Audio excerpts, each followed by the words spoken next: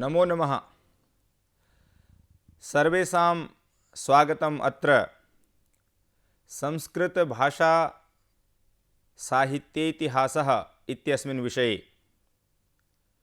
मान्याः, अद्य वयं संस्कृतभाषा साहित्येतिहासान्तर्गतं संस्कृतभाषायाः इतिहासविषये पठिष्यामः।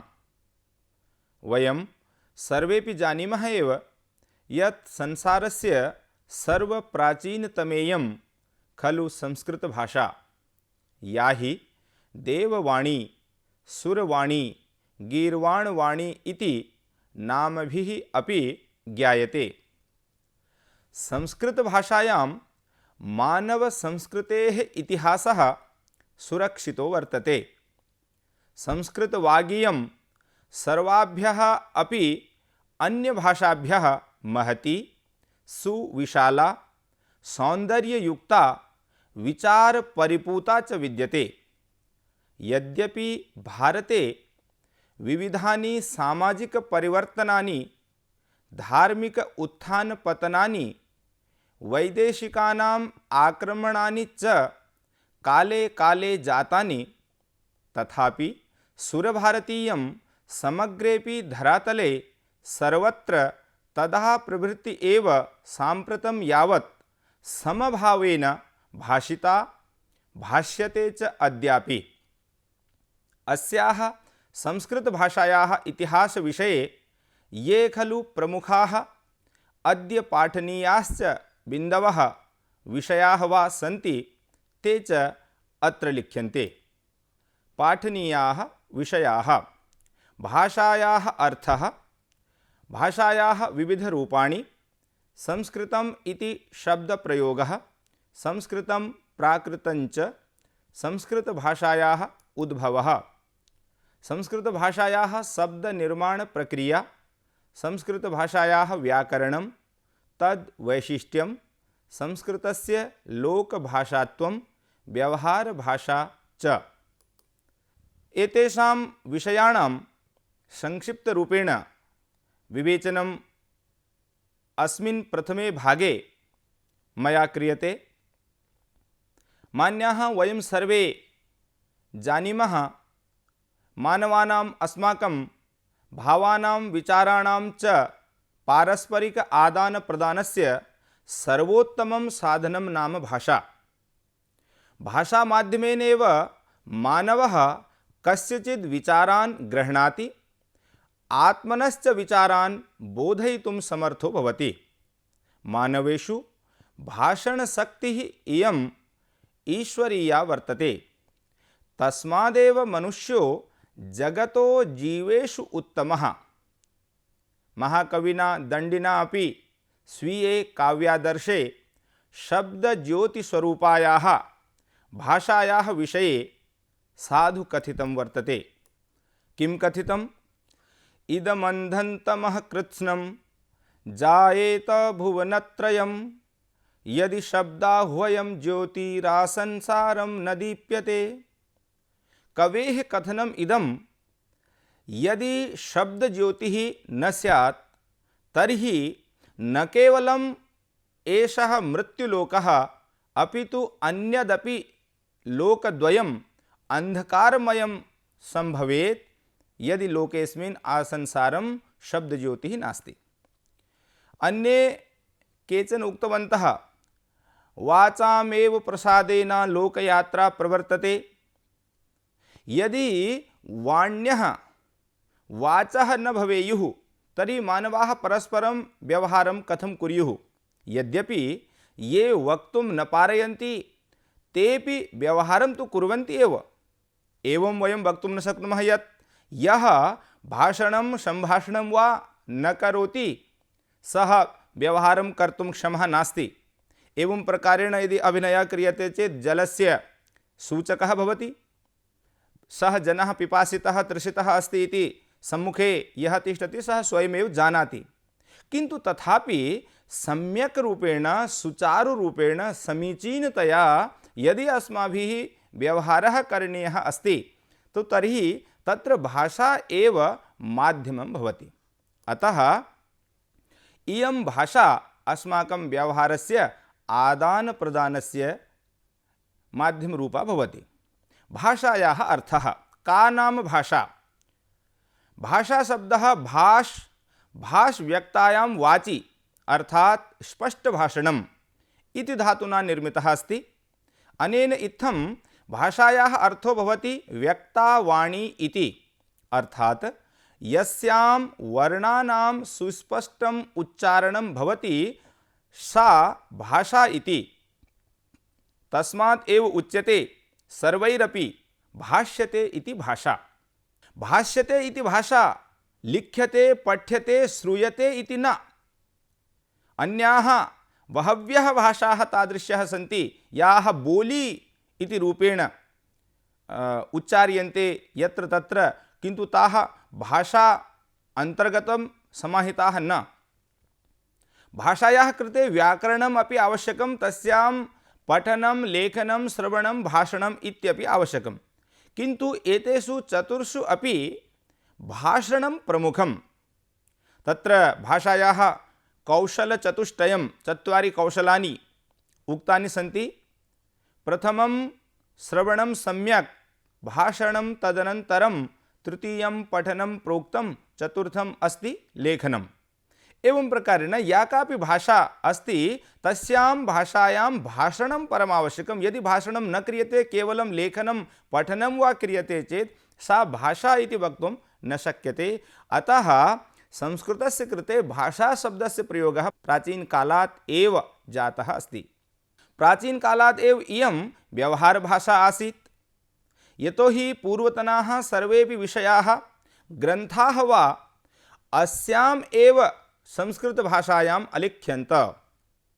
एतस्य सन्ति नैकानि प्रमाणानि।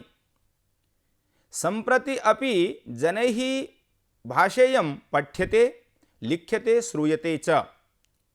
अथ च लोकविशेषैः काले काले संस्कृते प्रकाश्यन्ते ग्रन्थाः, लिख्यन्ते कविताः, काव्यानि विरच्यन्ते च। न केवलम् एतावदेव, अपितु अद्य वयं कोटिशो जनान् यत्र तत्र सर्वत्र वीथिषु, चत्वरेषु, गृहे, आपणेषु, विश्वविद्यालयेषु, महाविद्यालयेषु दूरभाषमाध्यमेन यत्र तत्र रेलयाने, लोकयाने वा संस्कृतभाषा माध्यमेन सम्भाषणं कुर्वाणं द्रष्टुं शक्नुमः। भाषायाः विविधानि रूपाणि। भाषायाः यथा नैकानि अभिधानानि, नामानि वा विद्यन्ते, तथैव अस्याः संस्कृतभाषायाः अथवा भाषायाः रूपाण्यपि अनेकानि सन्ति। भाषा वाक् च अस्याः रूपद्वयम्, अव्यक्तम् एकं रूपं, व्यक्तं च द्वितीयं रूपं। तत्र अव्यक्त व्यक्तयोः वर्णनं विधीयते मया। अव्यक्तवाचः स्थितित्रयं भवति। या परा वाक्, पश्यन्ती वाक्, मध्यमा वाक् इति एवं प्रकारेण व्यक्तायाः वाचोः एकं रूपं भवति। तद्रूपं वैखरी वाक् इति। यथा केचन विद्वांसः वदन्ति, वैखरी वाक् प्रकटन चतुरेण अनेन कविना इति एवं प्रकारेण एतादृशमेव वाक्यं मद्गुरुभिः प्रोफेसर् वेदप्रकाश शास्त्री महाभागैः अपि तत्र मम प्रथमपुस्तकस्य प्रकाशनावसरे उल्लिखितम् आसीत्। वयं मानवाः यां वाचं वदामः सा वैखरी वाक् इति उच्यते।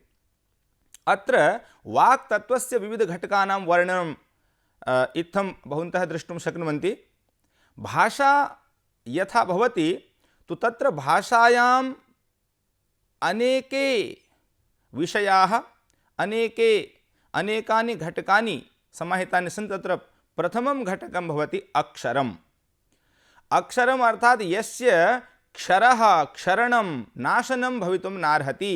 वयं सामान्यतः तस्य कृते वर्णः इत्यपि प्रयोगं कुर्मः, यथा अ, क, ख, क्ष, त्र, क, ख इत्यादि। अनन्तरं द्वितीयः क्रमः अस्ति प्रातिपदिकम्। प्रातिपदिकम् अर्थात् वर्णानां मेलनेन निर्मितः कश्चन शब्दः यथा राम एवं प्रकारेण बालक वृक्ष विद्यालय इत्यादि। तदनन्तरं पदं व्याकरणे तत्र पाणिनिना उक्तं पदस्य सूत्रं शुप्तिगन्तं पदं सुबन्तञ्च तिङन्तञ्च पदसंज्ञं स्यात् इति एवं प्रकारेण। तदनन्तरं पदस्य अनन्तरं पदम् अर्थात् अपदं न प्रयुञ्जीत एवमपि वैयाकरणाः वदन्ति, पाणिनिना एव प्रोक्तमस्ति अथवा पतञ्जलिना उक्तं स्यात्। यथा राम इति हिंदी भाषायाम् उच्यते, परन्तु अत्र संस्कृते संबोधने अत्र राम इत्यस्य रूपं भवति, किन्तु यत्र विभक्तिः नास्ति तत्पदं तु प्रातिपदिकं।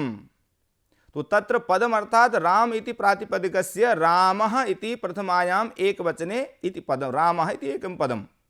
अनन्तरं वाक्यं, वाक्ये विभिन्नानां पदानां समूहः भवति, विभिन्नैः पदैः वाक्यस्य निर्माणं भवति। यथा रामः फलं खादति, सुरेशः विद्यालयं गच्छति इति एकं वाक्यम्। अनन्तरं एतेषाम् एव वाक्यानां कश्चन विशिष्टः समूहः यत्र क्रमबद्धरूपेण विभिन्नानि वाक्यानि लिख्यन्ते, तत्र बिन्दूनां पूर्णविरामस्य अल्पविरामस्य विभिन्नभाषायाः ये नियमाः सन्ति तेषाम् अनुसरणं क्रियते। वाक्यानां समूहः अनुच्छेदः, अनुच्छेदानां समूहः यथा वयं गद्यम् उपन्यासः निबन्धः इति वदामः तद्वत्। अनन्तरं भाषा, वाक्यानां समूह एव वयम् आदिनं प्रातः कालात् सायङ्कालपर्यन्तं विभिन्नवाक्यानि वदामः, तेषां वाक्यानां मेलनेन एव भाषायाः निर्माणं भवति। तो एतानि सन्ति प्रमुखरूपेण भाषायाः घटकानि। भाषाविज्ञाने संस्कृतस्य किं स्थानमस्ति इति विचारयामश्चेत्, भाषाविज्ञानपण्डितानां मतानुसारं हि आर्यभाषा सेमेटिक् भाषा चेति द्वयोः एव भाषयोः व्यवहारकर्तारो जनाः सभ्यतां संस्कृतिञ्च सृष्टवन्तः इति। आर्यभाषापि पाश्चात्यपौरस्त्यभेदेन द्विविधा। अस्मिन् आर्यभाषायाः पाश्चात्यप्रभेदे यूरोप देशस्य प्राचीनाः आधुनिक्यश्च ग्रीक लैटिन फ्रेंच जर्मन आंग्ल प्रभृतयो भाषाः समायान्ति। पूर्वोक्तायाः आर्यभाषायाः पौरस्त्यप्रभेदे ईरानी भाषा संस्कृत भाषा च समागच्छतः। तो अत्र संस्कृत भाषायाः चर्चा जाता। एवं ईरानी भाषेयं हि जेन्द अवेस्ता इति नाम्ना व्यवह्रियते, यत्र पारसीकानां धर्मग्रन्थाः निबद्धाः। संस्कृत भाषायां च अस्माकं भारतीयानां धर्मग्रन्थाः वेदाः पुराणानि इत्यादीनि निबद्धाः सन्ति इति प्रतीतमेव वयं सर्वे जानीमः। तस्य अपि वर्णनम् अहम् अग्रे करिष्यामि।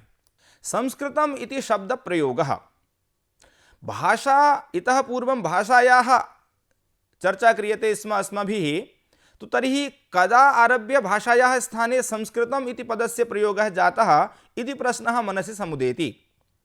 एवं प्रकारेण प्रश्ने समुदिते सति अस्माभिः विचारितं, तो तत्र विभिन्नग्रन्थानाम् अध्ययनेन ज्ञातं संस्कृतम् इति पदं संक्रीक्त इति व्युत्पादितमस्ति।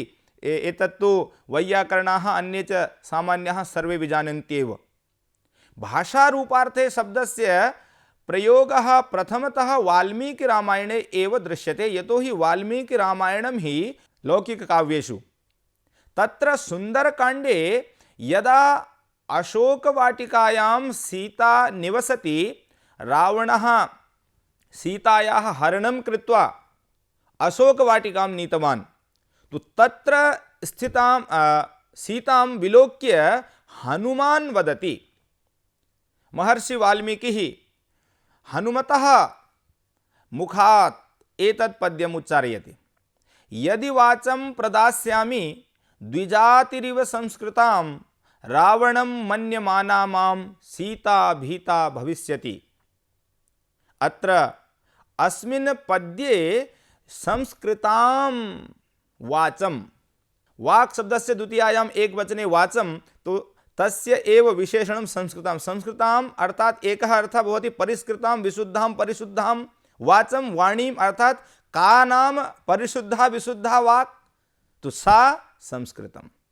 संस्कृतम परिष्कृतम इति। तो अत्र महर्षि वाल्मीकिना सर्वप्रथमं स्वीये आदिकाव्ये रामायणे संस्कृतं संस्कृताम् इत्यस्य पदस्य प्रयोगः कृतः इति वयम् इतः जानीमः। ततः पूर्वं तु भाषा शब्दः एव व्यवह्रिते स्म। यास्केन पाणिनिना च अपि लोक व्यवहृत भाषार्थे भाषा शब्द एव व्यवहृतः। तद्यथा निरुक्ते यास्काचार्यः लिखति भाषायाम् अन्वध्यायञ्च इति। अपि अग्रे पाणिनिसूत्रे लिखति प्रथमायाश्च द्विवचने भाषायाम् इति। एवं प्रकारेण एतद् प्रमाणद्वयमपि सूचयति यत् ततः पूर्वं भाषाशब्दः इति प्रयुज्यते स्म। संस्कृतं प्राकृतञ्च। यदा वयं संस्कृतस्य चर्चां कुर्मः ततः परं प्राकृतभाषायाः अपि उद्भवः विकासः भवति। तो तर्हि प्राकृतस्य संस्कृतस्य कः सम्बन्धः इत्यस्य कृते कानिचित् वाक्यानि वदामि। उपर्युक्तेन इतिहासेन इदं ज्ञायते यत् यदा लोके प्राकृतभाषायाः प्रचारः बहुलीभूतः तदा हि ततो भेदं बोधयितुं लोके व्यवहृतपूर्वा किन्तु तदानीं प्राकृतभाषाप्रभावात् क्षीयमाणप्रचारा चेयं भाषा विद्वद्भिः संस्कृतपदेन व्यवहृता इति। यदा संस्कृतभाषा क्षीयमाणा आसीत्, कारणं तत्र विभिन्न आक्रमणानि, बुद्धस्य काले प्राकृतभाषायाः उदयः, तो तदा प्राकृतभाषायां जनाः भाषन्ते स्म। तो तदा किम् अभवत्, तो प्राकृतभाषायाः संस्कृतस्य च भेदः कः इति बोधयितुं ये विद्वांसः आसन्, आचार्याः, मनीषिणः, तैः भाषा इत्यस्य स्थाने संस्कृतस्य कृते संस्कृत इति पदस्य व्यवहारः कृतः। कारणं प्राकृतभाषायाः अपेक्षया संस्कृतभाषा इयं बहु शुद्धा, परिष्कृता, परिनिष्ठिता च। एकमेतत् प्रमाणम्। अपरं संस्कृतभाषायाः उद्भवः। प्राचीनाः भारतीयाः विद्वांसः वेदान् अपौरुषेयान् मन्यन्ते। सत्यमपि अस्ति, किन्तु मैक्स मूलर मतानुसारं ऋग्वेदस्य अथवा अन्येषाम् अपि वेदानां रचनाकालः ईसा पूर्वं 1150 इत्यस्य समीपे वर्तते। किन्तु केचन इतिहासकाराः ईसायाः पूर्वं 500 इति वेदानां रचनाकालं स्वीकुर्वन्ति। एवं लोकमान्य तिलकस्य मतं यद् वेदाः कदा रचिताः, कः वेदानां रचनाकालः, तो लोकमान्य तिलकः वदति ईसायाः 400 वर्षाणि पूर्वं। प्रोफेसर कोबी महोदयानुसारं वेदानां रचनाकालः ईसायाः पूर्वं 450 वर्षाणि। इत्थं स्पष्टं भवति यत् वेदानां रचनाकालः यदि वयं सामान्यरूपेण निष्कासयामः तर्हि ईसायाः पूर्वं 400 वर्षाणि वर्तते। यदि एवं चेत् तर्हि संस्कृतभाषायाः उद्भवः अद्य आरभ्य ततः पूर्वं वा तस्मिन् काले वा जातः इति वक्तुं शक्यते। ततः पूर्वम् अर्थात् ईसायाः पूर्वं 400 वर्षाणि यः कालः अत्र सामान्यतया अन्येषां कालानां पठनेन निर्धारितः, तस्य पार्श्वे वेदानां भाषा संस्कृतभाषा वयं सर्वे जानीमः एव। एवं संस्कृतस्य उद्भवः अद्य ईसायाः पूर्वं 400 वर्षाणि, ईसायाः पश्चात् एतानि 16 वर्षाणि अर्थात् 60 वर्षाणि पूर्वं संस्कृतभाषायाः उद्भवः जातः इति वक्तुं शक्यते। उपर्युक्तवर्णनानुसारं संस्कृतस्य उद्भवः वैदिककाले जातः। यदा वेदानां रचना, यदा वेदाः ऋषिभिः साक्षात्कृताः, यतोहि ऋषयो मन्त्रद्रष्टारः न तु सृष्टारः इत्यपि केचन विद्वांसः वदन्ति, तदनुसारं तो तस्मिन् काले वेदानां रचना। उपहुवरे गिरीणां संगमे च नदीनां धिया विप्रो अजायत इत्यपि उच्यते। अतः संस्कृतस्य रूपद्वयं दृश्यते। कीदृशं रूपद्वयं? तद्यथा अत्र भवन्तः पश्यन्तु, संस्कृतं वैदिकं संस्कृतं, लौकिकं संस्कृतं। वेदेषु यस्याः भाषायाः प्रयोगः जातः तत् वैदिकं संस्कृतं। तदितरं वाल्मीकेः रामायणात् आरभ्य महाभारते, पुराणेषु, अन्येषु च ग्रन्थेषु यस्याः भाषायाः प्रयोगः तन्नाम लौकिकं संस्कृतं। द्वयोः अपि संस्कृतयोः भेदः दृश्यते। कुत्र कुत्र भेदः? शब्दरूपेषु, क्रियारूपेषु, छन्दःसु, प्रत्ययेषु, क्षेत्रे च। एवं प्रकारेण वैदिकलौकिकयोर्भेदः। पूर्वोक्तम् अन्तरम् अवगमयितुं केचन शब्दाः अत्र अग्रिमे क्रमे प्रदीयन्ते। लौकिकवैदिकयोः भाषयोः भेदः एवं ज्ञातुं शक्यते यत् महाभारतकालात् पूर्वतनभाषा वैदिकी भाषा, महाभारतकालानन्तरं प्रचारिता भाषा लौकिकी भाषा। उभेपि भाषे संस्कृतम् एव। वैदिकलौकिकभाषयोर्भेदः। उपर्युक्तं भेदं बोधयितुम् अत्र अधोलिखिताः शब्दाः क्षमाः सन्ति। लौकिकं संस्कृतम् अत्र भवन्तः पश्यन्ति वामभागे, वैदिकं संस्कृतं रूपं यदस्ति तद् दक्षिणभागे। यथा देवः इति एकः देव इति प्रातिपदिकपदं, तस्य प्रथमायां देवः, तो तृतीयायां बहुवचने देवैः इति रूपं भवति। किन्तु वैदिके संस्कृते देवेभिः इति प्रयोगः दृश्यते। देवाः, देवासः, कर्णैः, कर्णेभिः। कर्णैः अर्थात् कर्णः, कर्णौ, कर्णाः। तो कर्णेभिः भद्रं कर्णेभिः शृणुयाम देवाः, भद्रं पश्येमाक्षभिर्जत्राः, स्थिरैरङ्गैस्तुष्टुवागुं सस्त्वनुभृव्यसेमहि देवहितं जदायुः। एवं मंत्रः यजुर्वेदस्य। विश्वानि विश्वा युष्मभ्यं युष्मे अस्मभ्यं अस्मे तारय तारिषत इत्येवम् अन्येपि शब्दाः बहवः अत्र विस्तरभयात् अहम् एतावदेव शब्दान् लिखितवान् अस्मि। अग्रे पश्यामः संस्कृतस्य शब्दनिर्माणप्रक्रियाः। प्रातिपदिकं, तदनन्तरं पदार्थबोधकतत्त्वं, क्रियाबोधकत्वं च। प्रातिपदिकस्य रूपं शुबन्तं पदं यद्भवति तत्पदं संज्ञा अथवा सर्वनाम अथवा विशेषणं भवति। तिङन्तं पदं व्यापारबोधिका क्रिया। सुमन्तं नाम तत्र यथा रामः वृक्षः, यथा मया पूर्वमेव उक्तमासीत्, अथवा उत्तमः बालकः, उत्तमः उत्तमौ उत्तमाः, रामः रामौ रामाः, बालकः बालकौ बालकाः, सर्वः सर्वौ सर्वे। एवं तिङन्तं पदं पठति पठतः पठन्ति एवं प्रकारेण। सुप्तिङन्तं पदं यत् पूर्वम् उक्तमेव। शुबन्त तिङन्त पदयोर्विस्तारः। शुबन्तस्य 21 रूपाणि।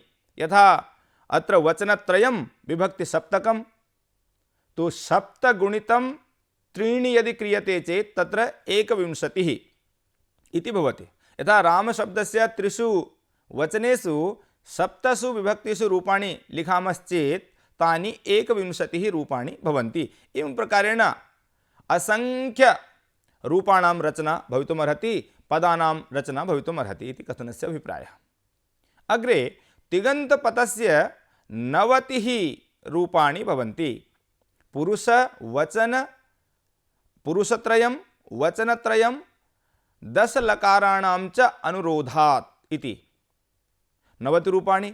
अनन्तरं परस्मैपद आत्मनेपद व्यवस्थायाश्च वशात् प्रत्येकं क्रियायाः 80+100 रूपाणि भवन्ति।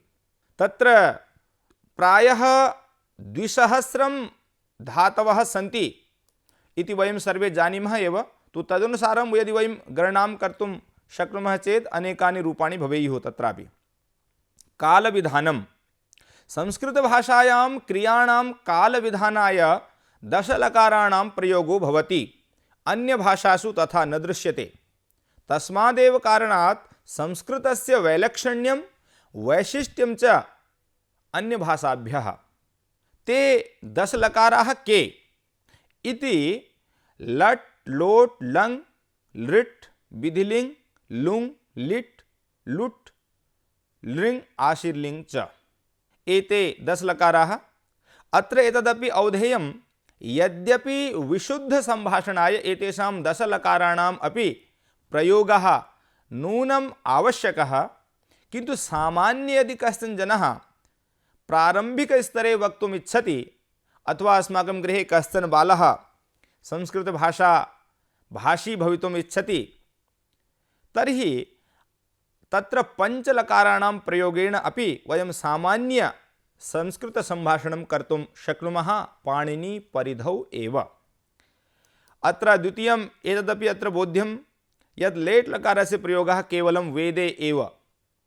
संस्कृतस्य वैशिष्ट्यम् अन्यभाषाणाम् अपेक्षया संस्कृतभाषा न केवलं सर्वप्राचीना प्रत्युत सर्वविशिष्टा अपि वर्तते, यतोहि भाषायाम् अस्याम् अद्भुतं शब्दनिर्माणसामर्थ्यं शब्दबाहुल्यं च विद्यते।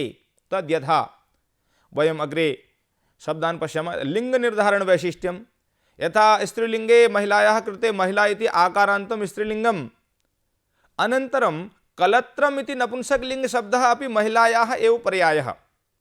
अनन्तरं जलस्य कृते जलं सलिलं कीलालं पयः नीरम् अम्बुः तोयः इत्यादि विभिन्नपदानि। पयः इति शब्दस्य पयः दुग्धम् इत्यपि अर्थः। द्वितीयं जलं, शिशुः कीलालं पिबति, कीलालं स्नाति एवं एतादृश प्रयोगाः अपि शब्दबाहुल्यकारणादेव संस्कृतं कुत्रचित् कठिनं कुत्रचित् च सरलम् अतीव सरलम् इति दृश्यते। प्रत्ययाः, प्रत्ययानां माध्यमेन वाक्यविधानं कथं, तत्र च पदानाम् आकाङ्क्षा सन्निधिः योग्यता इति वाक्यनिर्माणस्य आधारः भवति। प्रत्ययाः तव्यत् प्रत्ययः, अनियर् प्रत्ययः, तुमुन् प्रत्ययः, यथा सः गृहं गच्छति गृहं गत्वा जलं पिबति, अथवा तत्र तुमुन् प्रत्यये परिवर्तयामश्चेत् यथा बालकः विद्यालयं गच्छति पुस्तकं पठति, तो बालकः पठितुं विद्यालयं गच्छति, पुस्तकं पठितुं पुस्तकालयं गच्छति, एवं प्रकारेण विभिन्न प्रयोगाः सन्ति। अपि च अत्र वाच्यप्रक्रिया समासाश्च वाच्यत्रयं भवति। कर्तृवाच्यं यस्मिन् वाक्ये कर्तुः प्राधान्यं भवति तत्र कर्तृवाच्यं, यथा बालकः फलं खादति एवं प्रकारेण एकम् उदाहरणं। कर्मवाच्यं वाक्ये कर्मणः प्राधान्यं यस्मिन् वाक्ये स्यात् तत्र कर्मवाच्यं। बालकेन पुस्तकं पठ्यते। भाववाच्यं वाक्ये भावमात्रस्य प्राधान्यं वृक्षो वर्धते इत्यादि। बहु अधिकम् अत्र न वक्तव्यं। वाच्यप्रक्रिया समासाः, समासनस्य आधारः कः, पूर्वपदप्रधानता उत्तरपदप्रधानता उभयपदप्रधानता विशेष्य विशेषणसम्बन्धः अव्ययी भावः एवं प्रकारेण। तो तत्र यथा जगतः पितरौ वन्दे पार्वती परमेश्वरौ, अत्र एकशेषद्वन्द्वसमासः। एतादृशप्रयोगाः अन्यभाषासु लब्धुमेव न शक्नुमः वयं, द्रष्टुमेव न शक्यते। कारणम् एतदेव संस्कृतस्य वैशिष्ट्यं। द्वितीयं वैशिष्ट्यम्, अत्र वाक्यस्य उच्चारणं भवन्तः यथा कथमपि कर्तुं पारयन्ति, किन्तु अन्यभाषासु तथा न सम्भवति। बालकः गृहं गच्छति, गृहं गच्छति बालकः इत्यपि वक्तुं शक्यते, गच्छति गृहं बालकः इत्यपि शुद्धमेव, पूर्वोक्तं तु शुद्धमेव।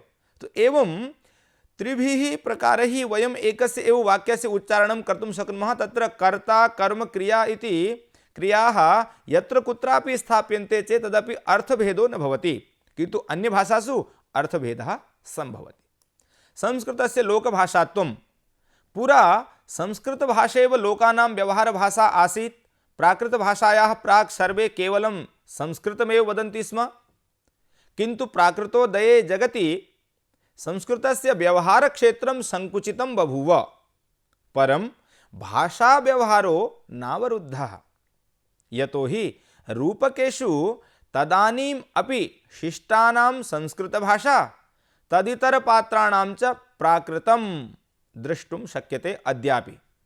वयम् अभिज्ञानशाकुन्तलं नाटकम् अथवा भवभूतेः उत्तररामचरितं नाटकं यदि पश्यामः चेत् तत्र ये शिष्टपात्राणि सन्ति तेषां तु यानि वाक्यानि सन्ति तानि संस्कृतभाषायाम् उल्लिखितानि, तदितरपात्राणां यानि वाक्यानि सन्ति तानि प्राकृतभाषायां सन्ति। एतस्य कथनस्य अभिप्रायः तदानीमपि ये विशिष्टाः जनाः भवन्ति स्म तेषां भाषा संस्कृतभाषा आसीत्, अन्येषां च प्राकृतभाषा इति।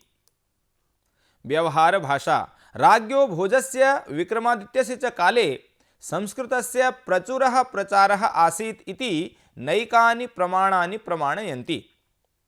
तत्र बहु अधिक प्रमाणानाम् अत्र आवश्यकता नास्ति, किन्तु कानिचित् प्रसिद्ध प्रमाणानि अत्र मया दीयन्ते। एकमस्ति, यदा आदि जगद्गुरुः शंकराचार्यः तत्र मंडन महोदयेन सह शास्त्रार्थं कर्तुं गच्छति स्म, तदा काश्चन स्त्रियः घटान् स्वीकृत्य जलम् आनेतुं तत्र गतवत्यः आसन्। जगद्गुरवः ताः स्त्रीः पृष्टवन्तः यद् मंडनमिश्रस्य धाम क्व इति, अर्थात मंडनमिश्रस्य गृहं कुत्र अस्ति इति। तदा ताः जलम् आनयन्त्यः स्त्रियः पद्यमेकम् उच्चारितवत्यः। तदेव पद्यम् अंशमात्रेण मया अत्र उल्लिखितं, पूर्णं पठ्यते च। स्वतः प्रमाणं परतः प्रमाणं कीराङ्गनाः यत्र गिरो गिरन्ति द्वारस्थनीडासन सन्निरुद्धा जानीहि तन्मण्डन मिश्रधाम। स्वतः प्रमाणं परतः प्रमाणम्, अत्र किमपि वक्तव्यम् अधिकं नास्ति। यस्य गृहस्य द्वारस्य नीडेषु तत्र पिञ्जरेषु पिञ्जरस्थाः कीराङ्गनाः, कीरः शुकः, शुकस्य अङ्गनाः पत्न्यः संस्कृतभाषा माध्यमेन परस्परम् आलापं प्रलापं कुर्वन्ति, वार्तालापं कुर्वन्ति, तदेव गृहं मण्डनमिश्रस्य गृहम् इति बोध्यं भवता। एवं प्रकारेण भारते स्त्रियः तदानीं संस्कृतं, न केवलं संस्कृतम् अपि तु ललितं संस्कृतं, शुद्धं संस्कृतं, विशुद्धं संस्कृतं, पद्यमयं संस्कृतं वदन्ति स्म। अधुना केचन प्रवादिनः वदन्ति यत् महिलाः वेदानाम् उच्चारणम् एव कर्तुं न शक्नुवन्ति, महिलाः संस्कृतं पठितुम् एव न शक्नुवन्ति। तद् असत्यम्। इदं प्रमाणम्। अनन्तरं यदा राज्ञः भोजस्य राज्ये कश्चन एकः कविः आगत्य श्लोकनिर्माणं कृतवान्, राजा वदति अहं प्रसन्नः अस्मि, भवान् वदतु किमिच्छति। तदा सः वदति महाराज मम पार्श्वे गृहं नास्ति, गृहं देहि, आवासः देयः।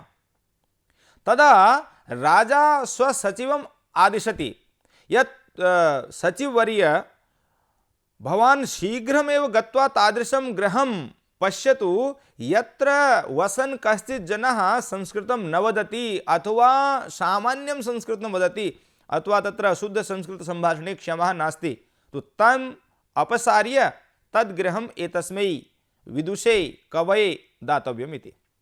तदा सचिवः यत्र तत्र भ्रमति, सर्वत्र गच्छति, सर्वे संस्कृतमेव वदन्ति। सः एकं कुविन्दं, यः वस्त्राणां निर्माणं करोति स्म, वस्त्रवयनं करोति, तस्य पार्श्वे गत्वा सम्भाषणं करोति। तो तदा तं वदति यत् भवता इतः गन्तव्यं, यतोहि भवान् काव्यं कर्तुं न शक्नोति, अतः राज्ञः आदेशः यत् अत्र कश्चित् कविः वत्स्यति इति। तदा सः रोदनं कुर्वन् राज्ञः समीपम् आगत्य निवेदयति यद् हे राजन्, काव्यं करोमि नहि चारुतरं करोमि, यत्नात् करोमि यदि चारुतरं करोमि। भूपालमौलिमणिमण्डित पादपीठ, हे साहसाङ्क कवयामि वयामि यामि। एतस्य पद्यस्य अन्तिमायां पंक्तौ कवयामि वयामि यामि इति एवं प्रकारेण विविधाः अलङ्काराः अत्र, आलङ्कारिका भाषा, ललिता भाषा, हृद्या भाषा, रमणीया भाषा, दिव्या भाषा, भव्या भाषा। कुविन्दः सामान्यः जनः यः वस्त्राणां वयनं करोति सः अपि एतादृश पद्यानां निर्माणं करोति स्म तदानीम्।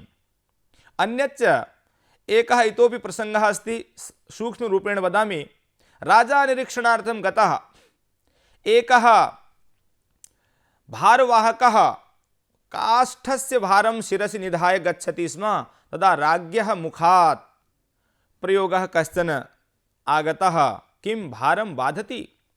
एवं प्रकारेण बाधातो बाधति बाधते इत्यत्र अशुद्धं प्रयोगं निशम्य सः भारवाहकः राजानं वदति, भारं न बाधते राजन् यथा बाधति बाधते। भारो न बाधते राजन्, हे राजन्, भारः मां तथा न पीडयति यथा भवता उच्चारितः अयम् अशुद्धः प्रयोगः बाधति इति। अपरः एकः प्रसङ्गः कादम्बर्यां, यदा काचित् चाण्डालकन्या पिञ्जरस्थं शुकशिशुम् आदाय राजानं वदति, अहो महदाश्चर्यम्, एषः शुकशिशुः संस्कृतं भाषते, संस्कृतस्य पद्यानाम् उच्चारणं करोति। तदा सः राजा वदति, किमत्र चित्रम्? अरे अत्र विचित्रं किम्? अर्थात् यस्य राज्ञः राज्ये सर्वेपि जनाः, सर्वेपि कर्मचारिणः सदैव संस्कृतमेव वदन्ति, तत्र यदि शुकशिशुः संस्कृतं वदति चेत् किम् आश्चर्यम्? तो एवं प्रकारेण भारतस्य यः इतिहासः अस्ति तत्र तेन ज्ञायते यत् संस्कृतभाषा प्राचीनकाले सर्वेषां जनानां व्यवहारभाषा आसीत्। अस्मिन् प्रसङ्गे अहम् इदानीन्तन भारतस्य स्थितिं वक्तुम् इच्छामि। इदानीमपि भारते तत्र मैराष्ट्रादि प्रान्तेषु ग्रामचतुष्टयम् अस्ति, यत्र सर्वे जनाः संस्कृतमेव वदन्ति सर्वदा।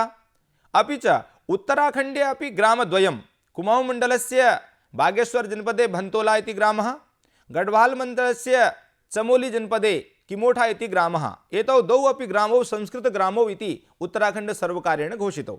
उत्तराखण्ड संस्कृत अकादमी माध्यमेन तयोः द्वयोः अपि ग्रामयोः कृते एकः शिक्षकः अपि नियुक्तः आसीत्, इदानीं नास्ति।